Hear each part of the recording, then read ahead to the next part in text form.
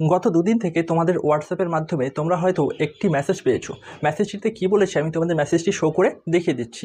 মুখ্যমন্ত্রী মমতা বন্দ্যোপাধ্যায়ের নেতৃত্বে সমস্ত পশ্চিমবঙ্গ ব্যবহারকারীদের, দেখো পশ্চিমবঙ্গ বসবাসকারী হয়, পশ্চিমবঙ্গ ব্যবহারকারী হয় না, স্পেলিং মিস্টেক বা শব্দ ভুলে আমরা যাচ্ছি না।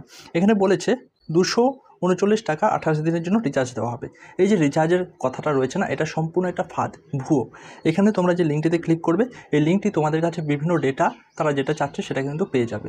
ছোট্ট একটি কিউআর কোডের মাধ্যমে স্ক্যান করার মাধ্যমে এমন কিছু লুকিয়ে থাকতে পারে যেটার মাধ্যমে তোমার সম্পূর্ণ ব্যাঙ্ক ডিটেলস সেই সমস্ত থিপ বা সাইবার ক্রিমিনাল তাদের কাছে কিন্তু চলে যাবে। সেই জন্য সচেতন থাকো। এবার তোমরা দেখো আরেকটি নোটিশ, এই নোটিশটি তোমাদের ডিসপ্লেতে আমি শো করে দিচ্ছি।